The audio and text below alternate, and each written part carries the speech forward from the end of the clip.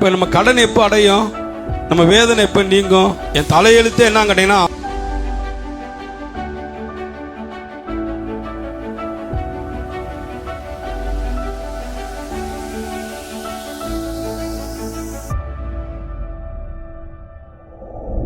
நம்ம எவ்வளவு கீழ்ப்படுகிறோம் என்பதை கடவுள் கவனிக்கிறார் பாருங்க. இப்ப நம்ம கடன் எப்போ அடையும், நம்ம வேதனை எப்போ நீங்கும், அதை தான் பார்த்தோம்.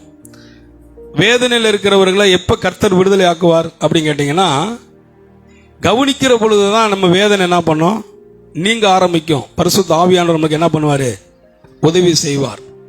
அப்போ வேதனையிலிருந்து ஒரு விடுதலை வேண்டுமானால் நம்ம இயேசுவை நோக்கி பார்க்கிறவர்களாக இந்த காலவெளியில் இருக்க வேண்டும். வேதனை கொடூரமானது என்று உங்களுக்கு காண்பித்தேன். ஏன்னா இருள் மோசமானது. அப்போ இருள், நம்ம வாழ்க்கையில் இருக்கிற இருளெல்லாம் போகணும்னா நம்ம வாழ்க்கையில் எதை கொண்டு வரணும், வசனமாகிய வெளிச்சத்தை கொண்டு வரணும். வசனமாகிய வெளிச்சத்தை நம்ம வாழ்க்கையில் கொண்டு வருகிற பொழுது இருள் ஆட்டோமேட்டிக்காக என்ன ஆயிரும், கொஞ்சம் கொஞ்சமாக மறைய ஆரம்பிச்சிடும் பாருங்க. இருளுக்கும் வெளிச்சத்திற்கும் சம்பந்தம் இல்லை பாருங்க. வெறும் வெளிச்சம் இருக்கிற இடத்துல இருள் இருப்பதற்கு வாய்ப்புகள் இல்லை. இயேசு உங்களுக்குள்ளாக இருப்பாரானால், இயேசு வசனம் உங்களுக்குள்ளாக இருக்குமானால், தேவனுடைய வார்த்தை உங்களுக்குள்ளாக ஆள்கொள்ளுமானால் உங்க வாழ்க்கையில இருள் இருப்பதற்கு சாத்தியங்கள் இல்லை.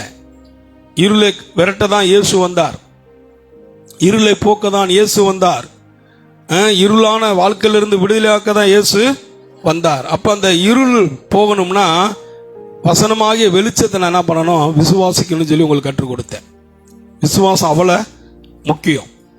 யாரெல்லாம் விசுவாசிக்கிறார்களோ அவர்களாம் என்ன பண்ணுவார்கள், ஆசீர்வாதங்களையும் நன்மைகளையும் பெற்றுக்கொள்வார்கள்.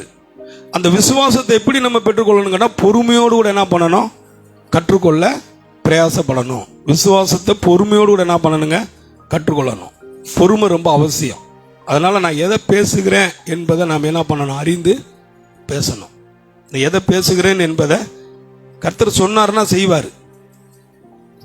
கர்த்தர் மேல சந்தேகமே என்ன பண்ணக்கூடாது, வரவே கூடாது.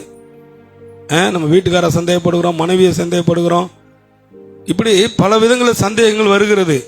ஆனா கர்த்தரை ஒரு நாள் இந்த மனுஷனை போல கர்த்தர் என்ன பண்ணக்கூடாதுங்க, சந்தேகப்படவே கூடாது. தாமதமாகலாம், கொஞ்சம் லேட் ஆகலாம், ஆனா சொன்னதை செய்யும் வரையிலையும் நான் உன்னை கைவிடுவதில்னு சொன்னார்னா நிச்சயமா கைவிட மாட்டார். நம்ம வாழ்க்கையில் சொன்னதை செய்யும் வரையிலும் அவர் கைவிடுவது இல்லைன்னு சொல்லிட்டாருன்னா நிச்சயமா கைவிடுவது. தாவீது சொன்னார்ல, கர்த்தர் எனக்காக யாவையும் செய்து முடிப்பார். சொல்லுங்க, கர்த்தர் எனக்காக யாவையும் செய்து முடிப்பார். அப்ப முடிப்பார்னா நான் வெற்றி பெற முடியும். நான் விசுவாசிக்கிற பொழுது, கர்த்தரை நம்புகிற பொழுது என்னால் எளிதாக என்ன பண்ண முடியும், வெற்றி பெற முடியும். முடியுமாங்க, முடியுமா? நாலாவதுக்கு ஒரு சாட்சி. ஆமே, சாபத்தில் இருந்தோம், இன்னைக்கு எங்கள் வாழ்க்கையில் சாபம் இல்லை, ஆசீர்வாதம் இருக்கிறது. ஆசீர்வாதத்தை அதிகமாக நாங்கள் விரும்புகிறோம். ஏன்னா ஆசீர்வாதம் தான் இயேசு நாமத்தை என்ன பண்ண, மகிமைப்படுத்தும். இந்த உலகத்திற்கு சாபம் மகிமைப்படுத்தாது. ஆமே, ஆசீர்வாதம் தான் என்ன பண்ணும், இந்த உலகத்திற்கு இயேசுவின் நாமத்தை மகிமைப்படுத்தும். அதனாலதான் ஆசீர்வாதத்தை சபைக்கு வருகிற பிள்ளைகள் அதிகமாக என்ன பண்ணணும், விரும்ப கற்றுக்கொள்ள வேண்டும், விரும்ப பிரயாசப்படணும். என் வாழ்க்கையில் ஆசீர்வாதம் வரணும். ஆமே, என் வேலையில் ஆசீர்வாதம் வரணும், நான் செய்கிற ஒவ்வொரு காரியத்தில் ஆசீர்வாதம் வரணும், நான் ஆசீர்வாதமா வாழணும் இந்த பூமியில. எத்தனை பேர் விசுவாசிக்கிறீங்க? ஏன்னா நான் ஆசீர்வதிக்கப்பட்டவன். என் தலையெழுத்து என்ன கேட்டீங்கன்னா ஆசீர்வாதம் தான். உங்க தலையெழுத்து அதுதான். ஆமே,